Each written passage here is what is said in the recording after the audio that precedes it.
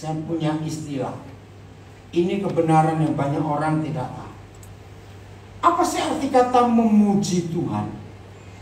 Selama ini kita belajar dan diberitahu memuji Tuhan ya kita nyanyi, angkat tangan, pakai musik, menyembah. Tidak salah. Tapi ada pujian kepada Tuhan yang lebih dalam lagi daripada sekedar kita nyanyi. Apa kata memuji? Begini, ini salah satu contohnya Amos. Saya nggak tahu ada berapa banyak orang. Kalimat ini yang sering saya dengar, istri saya dengar. Apa jadinya hidup kami kalau nggak ketemu kalian? Kiranya setiap saudara pun punya hati yang sama. Kemarin pagi, siang, saya, istri saya, dengan 4 keluarga, anak-anak saya, satu ada di sini juga, 5 cucu saya, kami makan di Cembeluit atas di Bandung. Nah, di situ ada penjual es krim. Biasa anak kecil, ayo, opa antar, kamu berlima, beli es krim warna. Kaget saya. Pelayannya namanya Raffi. Apa yang Roh Kudus bilang? Tolong biaya kuliah dia. Nggak kenal. Ketika sampai dia melayani cucu saya es krim, saya tanya namanya, Raffi, kamu berhenti kuliah ya? Dia itu melihat saya yang bengong, ini es krim mau tumpah. Taruh dulu es krim. Dia nangis. Nggak ada kata dia nangis. Dia taruh sendok es krim dengan cupnya itu. Bapak ini siapa? Saya bilang orang. Tapi dia tanya siapa? Masih nangis. Anak saya salah satu mamanya dia cucu datang. Lihat tuh kenapa nangis. Saudara, dia hampir di drop out kalau minggu depan ini nggak bayar kuliah.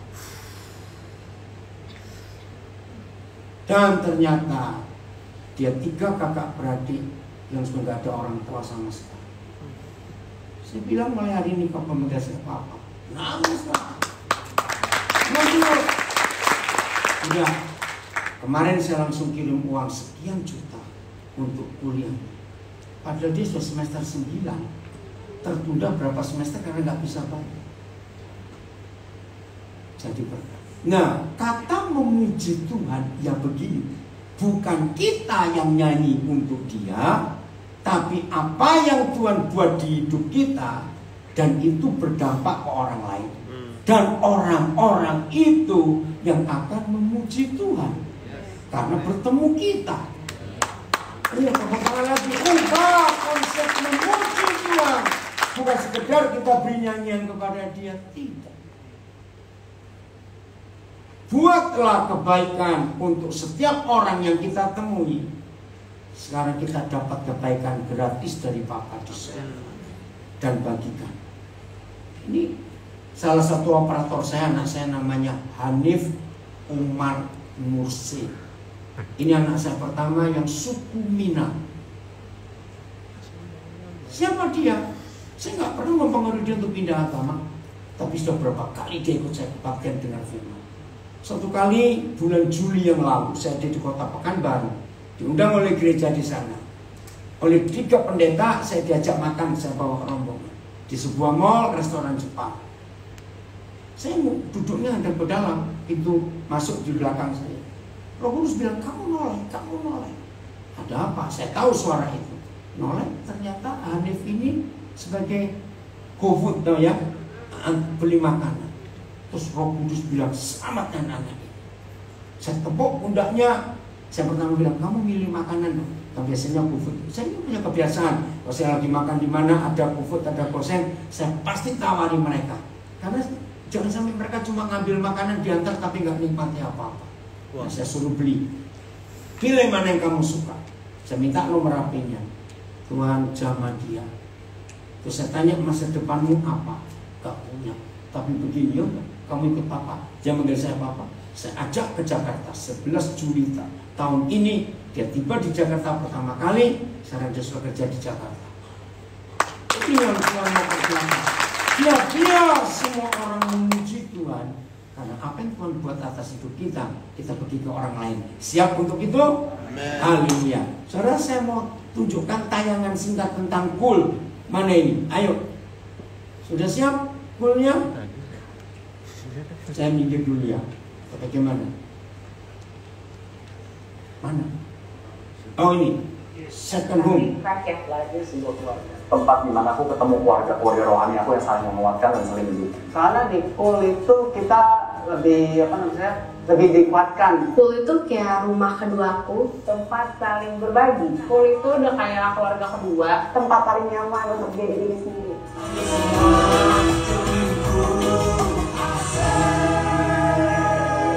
Siapa karena lagunya keren betul, Betawi betul ini. Oke, sudah, jangan terus. Saudara, dalam tema yang saya tulis di Instagram saya, Facebook saya hari ini, yang ikuti Facebook, Instagram saya tulis begini, judul hari ini, keluarga huruf kecil sama dengan gereja bisa pakai huruf besar, sama dengan lagi keluarga huruf besar. Kenapa saya tulis gini? Saudara, apa jadinya? Tolong semuanya jawab ya, yang di rumah juga boleh jawab. Nanti Rakes dengan Hanif akan bacakan. Apa jadinya kalau ada manusia hidup tanpa keluarga? Satu, cepat 5 orang, jangan lama-lama. Lonely, betul. Kesepian itu langkah pertama ke bunuh diri. Catat. Rata-rata orang yang bunuh diri karena dia nggak punya siapa-siapa. Terima kasih. Yang kedua, cepat. Apa? Mati. Wih, betul. Nggak ada tempat bernaung. Wih, keren sekali. Nomor 3. Kesepian, mati. Ayo cepat. Apa? Berantakan. Hampa. Satu lagi. Hampir, sumpah. Kesepian, mati, hampa, berantakan. Ayo satu lagi. Apa? Menderita. Betul. Sejak tahun 72, pertama kali saya terima panggilan dan pelayanan. Jadi ini tahun yang ke-50. Ya, saya mulai khotbah itu 26 Agustus 72.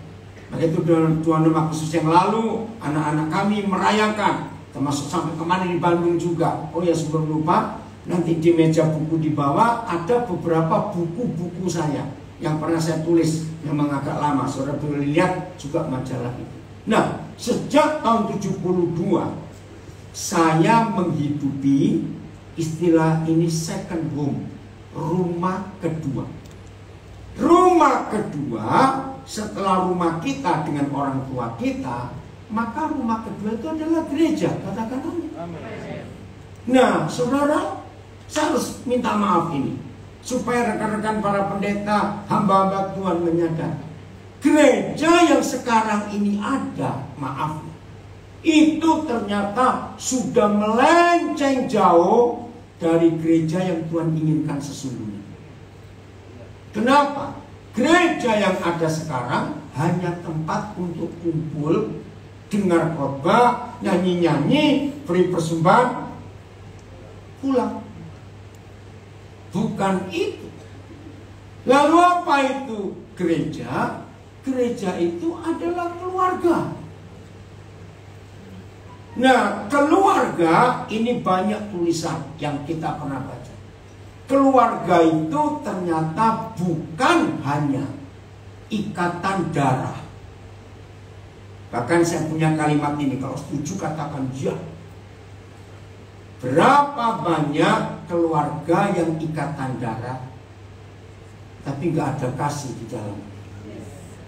Betul tidak? Nah, biasanya keluarga yang ikatan darah, kalau sampai tidak ada kasih, maaf saya berkata, 100% itu urusan harta dan warisan. Betul atau salah? Ini fakta. Maka itu Yesus Tuhan datang. Dia memberikan darahnya kepada kita. Coba jawab pertanyaan saya. Walaupun saya tahu jawaban juara, tapi hanya untuk mengingat. Berapa banyak yang merasa ketika kita punya second home, keluarga yang kedua, yaitu kita dalam komunitas gereja, jauh lebih akrab daripada yang ikatan darah. Jawab betul atau salah? Ini fakta. Maka itu ayo kita lanjutkan. Kalau cuma hari Minggu seperti ini, karena terbatas waktu, nggak mungkin kita bisa akrab cerita satu dengan yang lain. Betul nggak? Kita lihat gereja yang tertulis di Perjanjian Baru. 1 Korintus 14 ayat 26. Baca judulnya dulu. Nah, kalau kita melihat ayat ini, maka apa yang kita kerjakan sekarang itu sudah menyimpang jauh dari rencana Tuhan yang semula tentang gereja. Udah, 1 Korintus 14 ayat 6. Mana ini belum? Ayat 26, maaf. 26, saya salah. Judulnya apa? Baca dengan saudara.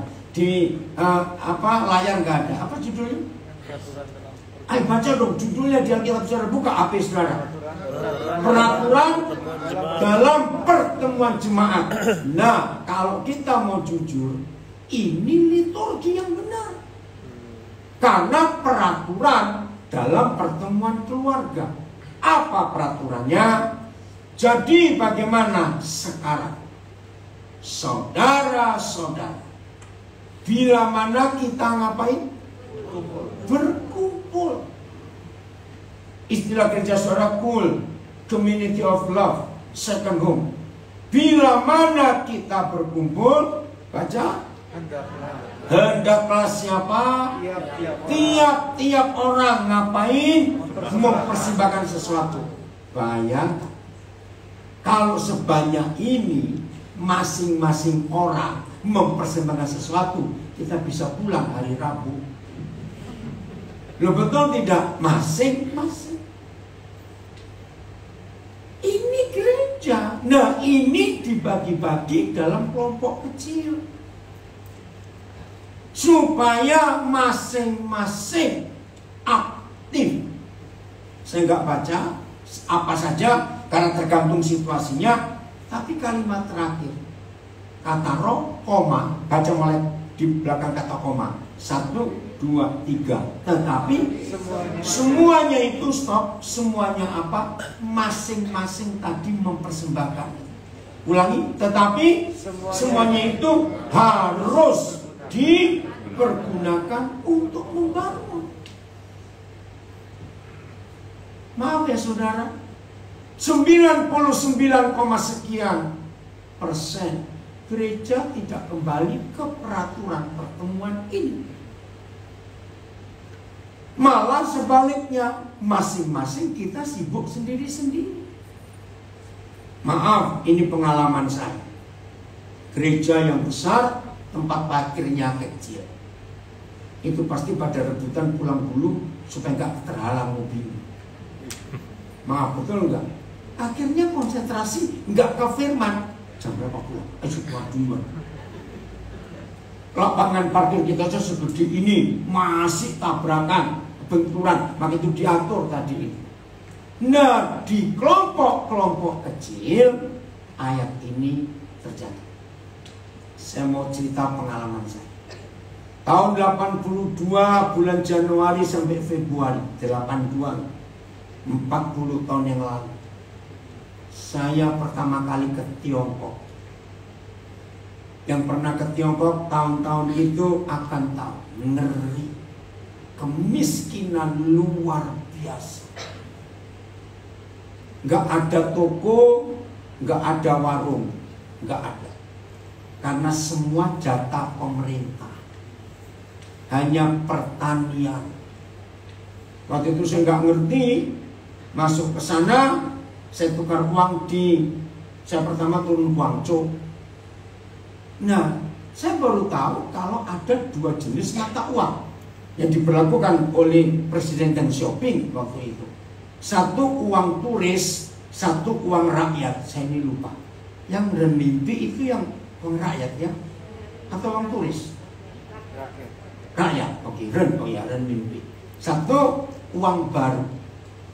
Nah karena saya turis, saya tukar dolar Hongkong ke yang uang baru, saya lupa istilah. Ternyata itu pertama kali Tiongkok terbuka, ada toko untuk turis. Nah waktu itu untuk ke Tiongkok ada dua macam visa. Visa turis dan visa wakil atau wajil. Nah karena model saya kayak encik begini, saya dapat visa yang wakil. Nah visa ini dibagi lagi. Yang visa turis tidak boleh masuk ke kampung-kampung. Saya nggak ngerti. Yang ngurus itu empek saya, sepupunya papa saya yang sudah pulang ke Tiongkok tahun 60 PP 10 itu. Jadi saya dapat kesempatan bisa tinggal di rumah penduduk. Saya ikut tiap pagi, maaf ya, ngaduk setik tank kotoran itu untuk pupuk. Kalau saya pakai visa turis, saya nggak akan ketemu gereja bawah tanah di Tiongkok. Nah, uang saya ditukarin semua dengan renminbi. Saya nggak ngerti. Berebut mereka. Karena uang turis itu baru boleh belanja ke toko duty free yang pertama kali ada. Aduh saudara, waktu itu kalau saya lihat jalan ke kota, orang-orang Tiongkok yang bukan turis cuma melihat dari etalase, nggak bisa beli apa-apa. Baju mereka hanya punya dua warna, abu-abu dan biru. Tidak ada warna lain, dan itu pun jatah pemerintah. Dan semua baju laki perempuan pakai kerah mau, tahu ya, yang kerah Chinese itu. Kainnya kain drill, tahu kain drill yang tebal. Kenapa pemerintah memberi jatah kain drill? Supaya nggak cepat robek, kerja di sawah, kerja kasar. Segitu menderita. Tapi ini kesaksian. Semua murid-murid Tuhan Yesus selalu ceria, senyum, menyanyi sambil kerja. Nah ini yang lain jadi bingung, padahal nasibnya sama. Orang-orang tua yang umur 60 tahun ke atas tidak bisa ikut makan bersama anak-anak. Pemerintah memberi jatah. Ya istilah kita setiap RT ada seperti kios begitu. Siang dan sore pemerintah memberi jatah. Ini orang-orang tua antri, bawa mangkok, bawa panci, cuma makan bubur. Begitu menderita. Saya belum pernah ke negara manapun di dunia. Begitu banyak orang gila. Waktu itu orang gila di Tiongkok, wis. Gilanya bukan gila marah, gila diam. Pernah satu kali saya diajak ke rumah orang, kaget, masuk bau kotoran. Ada orang tua duduk di kursi, maaf, kencing berak sudah kemana-mana. Kenapa mereka banyak orang gila? Karena cuci otaknya komunis. Semua lulusan barat, lulusan Amerika, Eropa ditangkap, masuk kerja paksa, dicuci otaknya. Orang-orang kaya disita hartanya, dalam satu hari jadi miskin semua. Ya pasti gila. Begitu hebatnya doktrin cuci otak komunis, yang nggak tahu pakai teori psikologi apa. Sampai orang itu bisa dibuat lupa namanya sendiri. Bahkan dia nggak tahu dia ini orang atau bukan. Sadis komunis itu. Nah disitulah anak-anak Tuhan bangkit, menghibur, menguatkan. Kata salib ini dipakai. Ada tetangga sakit, tetangga susah, ya waktu itu saya masih terima kupon, gak ada uang. Kupon itu dari negara. Warna hijau, warna apa saya lupa urutannya. Kalau warna hijau mungkin tukar minyak, kalau warna kuning tukar gula. Nggak bisa beli. Nah suatu hari saudara, karena ya saya jelas kelaparan, makannya cuma begitu. Pas itu musim dingin lagi. Waduh maaf, saya sakit, maaf, muntah. Dibawa ke dokter. Saya bilang mau bayar pakai apa? Bang, saya sudah habis. Ditukarin orang-orang. Loh, kamu kan punya kupon. Oh iya. Saya diperiksa dokter. Gak ada uang. Dok, yang antar saya bilang keluarkan kupon biar dokternya milih. Mau milih minyak, mau milih gula, mau milih apa. Segitunya menderitanya. Tapi yang namanya murid Yesus sukacitanya kelihatan sekali. Injil jadi gampang karena mereka tinggal di negara yang sama, sistem yang sama. Kenapa kamu bisa sukacita seperti itu? Kesaksian, nggak ada pendeta, nggak ada gedung gereja, tidak ada alat musik. Mereka kalau kebaktian di tempat-tempat terbuka. Nah, kata saling ini hidup betul di antara mereka.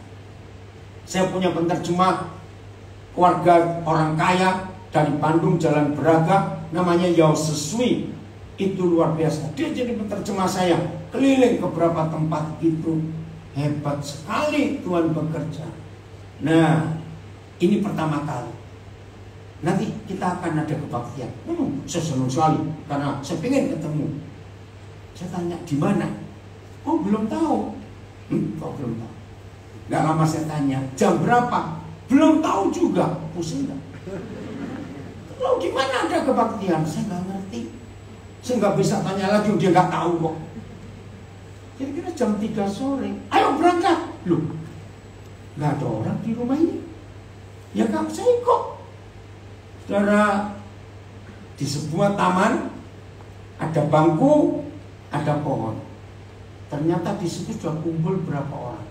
Pokoknya kalau kumpul nggak boleh lebih sekian puluh, paling 20 paling banyak. Dan tidak boleh lebih dari 30 menit. Polisi komunis lalu lalang. Kalau sampai balik lagi polisi itu masih kumpul, langsung ditangkap semua. Dituduh kamu rapat melawan pemerintah. Sadis sekali. Nah, sekian menit itu mereka kumpul. Ayat ini mereka pakai. Hendaklah kamu masing-masing. Maka itu kalau saudara baca surat-surat Paulus, selalu ada kalimat saling memberkati, saling mendoakan, saling menasihati, saling menghibur. Itu yang saudara kita di Tiongkok pakai. Jemaat bertumbuh, penginjilan luar biasa karena mereka lihat bedanya. Yang percaya Yesus dan tidak, ya otomatis mereka ikut. Pernah kebaktian jam 3 subuh saya dibangunkan, kumpul di pinggir kali. Sudah berapa orang? Nah, pertama kali saya tuh kaget, ini orang dari mana? Kok tuh kumpul? Nah, selesai ibadah, saya tanya, saya bilang dia kok Sesui.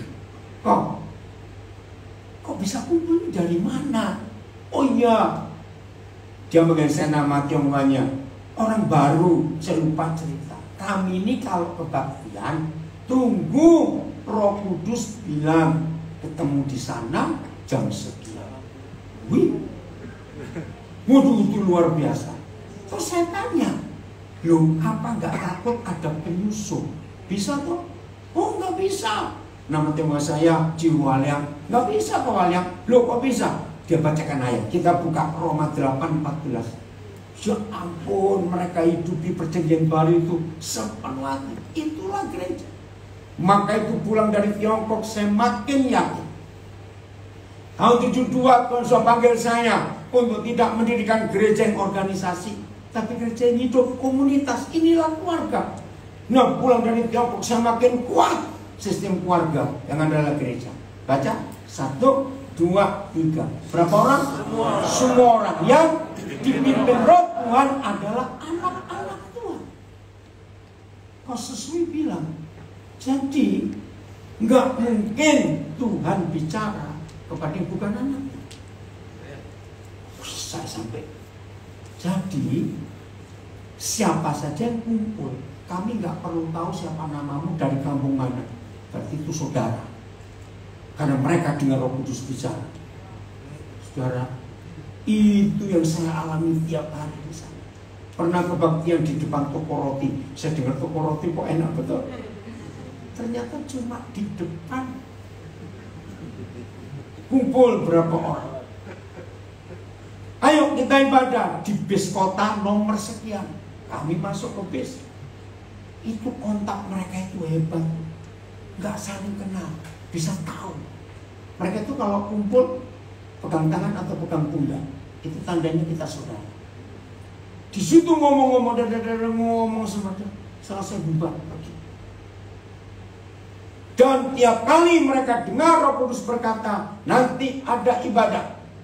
Nah, tadi itu ayat 26 1 Korintus 14. masing-masing mereka itu pasti bertanya, Tuhan, saya bawa apa? Baik secara jasmani maupun rohani.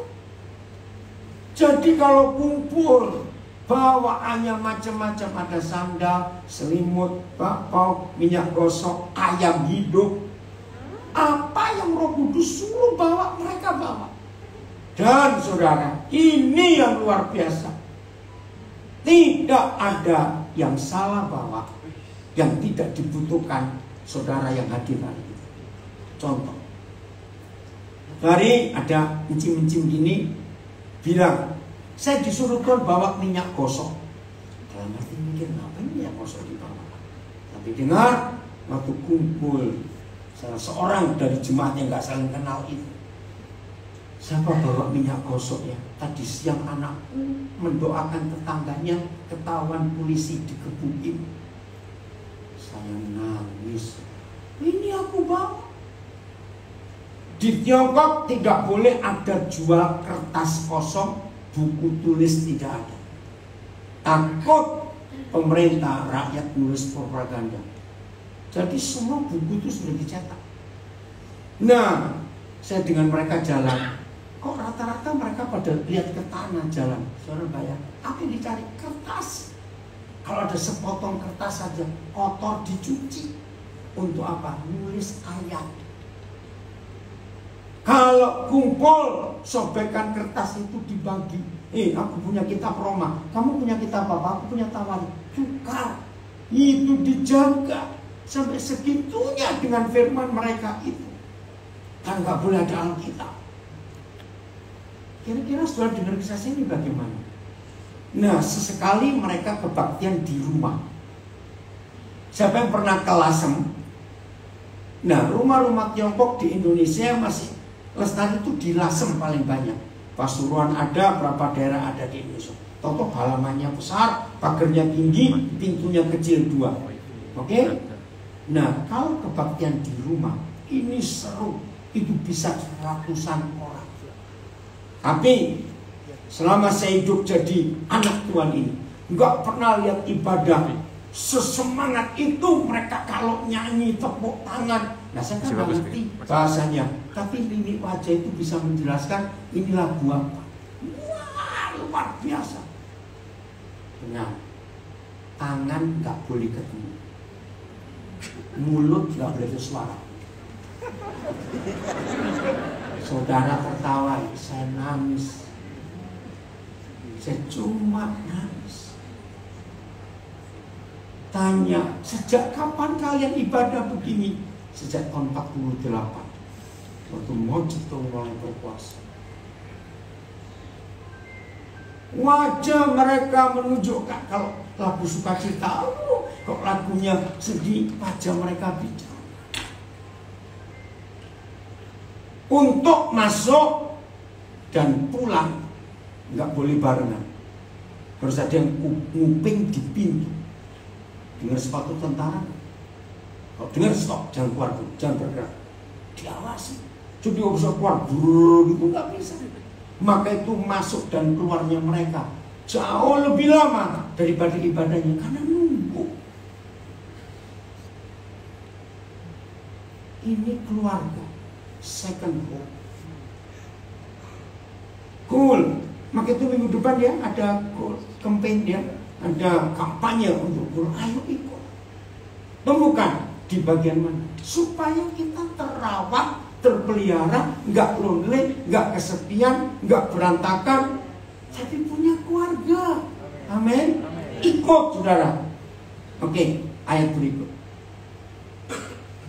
Gereja seringkali salah menggunakan Yakobus 5:16. Coba buka Alkitab. Kalau kita membaca Yakobus 5:16, ya pasti hanya kalimat B. Doa orang yang benar bila dengan yakin didoakan maka besar kuasanya. Sangat besar. Yuk, ya, sangat besar kuasanya.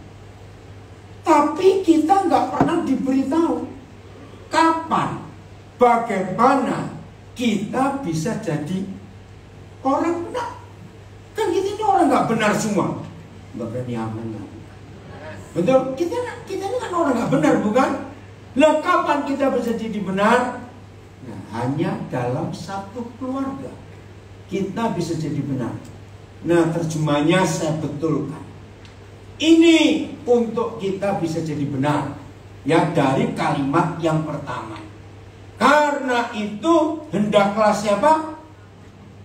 Kita. Betul, bukan kamu. Karena itu hendaklah kita ngapain?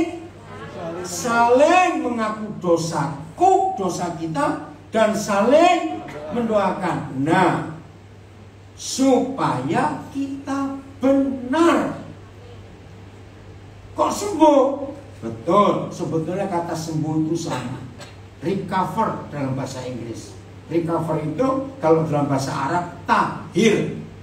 Jadi saya ganti ya, karena saat sembuh itu tahir. Karena itu hendaklah kita saling mengaku dosa kita dan saling mendoakan supaya kita tahir. Doa orang yang tahir, doa orang yang benar, bila dengan yakin didoakan, sangat besar kuasanya.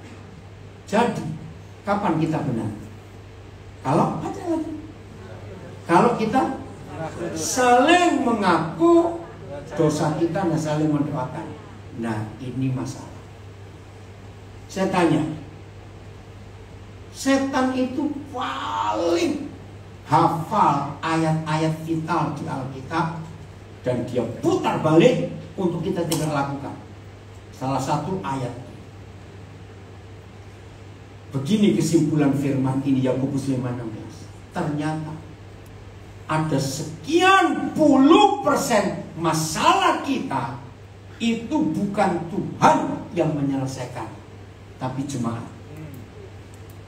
Saya ulang, ada sekian puluh % masalah hidup kita bukan Tuhan yang menyelesaikan, tapi jemaat. Dan ini ayatnya. Maka itu dalam Matius 18 dikatakan, kalau ada orang punya masalah, datangi 4 mata, betul? Kalau tidak, panggil saksi. Kalau nggak mau juga, serahkan kepada, masuk lupa. Serahkan kepada siapa?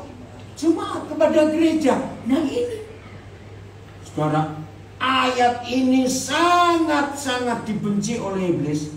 Dan iblis berhasil membuat gereja tidak berhasil menggunakan ayat ini. Maka itu banyak masalah dalam hidup kita yang nggak selesai. Karena bukan Tuhan yang menyelesaikan. Begini cara kerja. Mana lebih mudah ngaku dosa ke Tuhan atau ke sesama saudara? Jawab cepat. Mana lebih mudah? Ngaku dosa ke? Kenapa ya? Gampang Pak. Gak ada yang tahu kan? Salah semua. Tuhan gak punya mulut ember kayak kita. Itu masalahnya. Maaf. Lo betul tidak? Kita beri ngaku dosa ke orang, langsung cetak orang besok sudah langsung viral. Tapi ini hukum. Kalau kita bersalah kepada Tuhan, ya ngakunya ke Tuhan. Tapi kalau kita punya salah ke orang, ya harus ngaku ke orang. Ayat ini dipakai mutlak oleh gereja Katolik. Masih ingat, dari 7 sakramen gereja Katolik ada 1 sakramen pengakuan dosa. Saya pernah 2 kali ngikuti ibadah sumpah kaul. Anak saya Roni 2 itu jadi imam. Disumpah, sumpahnya ibadah misanya itu luar biasa. Ini para imam ini harus istilah Jawa bedulosor di lantai, di depan altar, nggak boleh pakai alas apa-apa. Semua nempel sampai dahi mulut nempel ke lantai. Hanya ada mikrofon di dekat mulutnya calon imam ini. Nah, salah satu sumpahnya, aku tidak akan membocorkan rahasia dosa umat yang mengaku dosa kepadamu. Itu keren sekali. Di dalam psikologis ini bisa dibuktikan. Pernah dengar istilah dikejar rasa bersalah? Guilty feeling. Itu sangat menderita lambung bisa terganggu, asam lambung naik, tekanan darah nggak normal, detak jantung kacau, metabolisme tubuh orang yang dikejar rasa salah itu nggak tenang. Maaf, termasuk orang yang pernah menggugurkan kandungan, itu dikejar rasa salah. Nah, dalam psikologis ada teori. Carilah orang yang kamu percaya dan kamu kenal. Keluarkan semua yang terjadi di hidupmu. Coba renungkan. Kalau kita punya beban yang sudah numpuk, punya sampah yang sudah bertahun-tahun nggak pernah ketemu tempat sampah untuk kita buang. Jadi apa itu di dalamnya? Busuk. Itu jadi penyakit. Nah, Yakobus 5 ayat 16 itu tujuannya. Coba renungkan. Nggak mungkin ayat ini terjadi dalam kumpulan jemaat sebesar ini. Kan berarti kita ngaku pakai mikrofon. Harus di kelompok-kelompok kecil. Jadilah orang-orang yang bisa dipercaya. Salah satu contoh Amos Wenda ini, Bun ya namanya. Punya nama Tionghoa Bun. Tadi selama belum ya? Belum ya? Oh sudah. Nah, itu. Kami kaget juga. Kami belum sempat beri nama Tionghoa. Dia bilang, Bun aja ya Bapak. Oh Bun. Dari Wenda. Tanya Bun.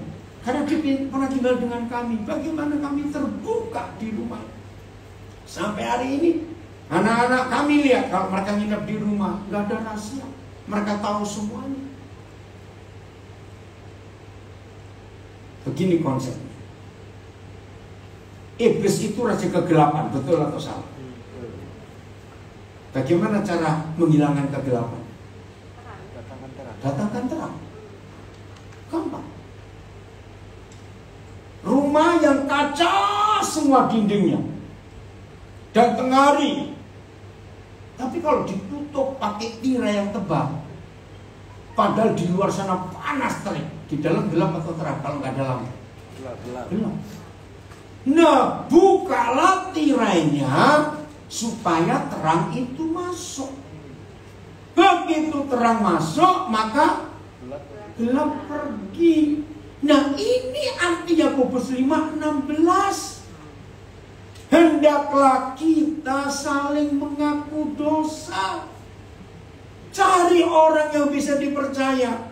Maka itu tadi ya, dalam walaupun belum sempurna ya, video klip tadi, tapi itu kesaksian saudara kita. Jadi di kelompok besar seperti ini kita nggak bisa saling ngaku dosa dong, harus kelompok kecil. Dan janjinya jangan bocor mulut, simpan untuk diri sendiri, hanya dengan Tuhan yang tahu. Maka semua kita sembuh. Amin. Semua kita benar. Di situ baru terjadi doa orang benar. Bila dengan yakin didoakan sangat besar kuasa. Maka itu satu-satunya satu-satunya hal yang menyebabkan keluarga darah daging tidak jadi keluarga kalau masing-masing orang di rumah itu punya rahasia sendiri-sendiri. Suami punya rahasia, istri punya rahasia, anak pertama punya rahasia, anak kedua punya, anak ketiga, anak keempat punya. Itu bukan keluarga, cuma numpang tidur. Karena nggak jujur. Maka itu satu-satunya cara ngusir setan, bukan dengan doa, bukan kecerotan minyak urapan, anggur perjamuan, tidak. Ayo terbuka. Tunjukkan kepada semua orang, ini loh aku. Dulu aku begini. Begitu kita terbuka, gelapnya pergi semua. Hebat. Maka itu kerinduan jemaat, kerinduan gembala untuk kita punya second home.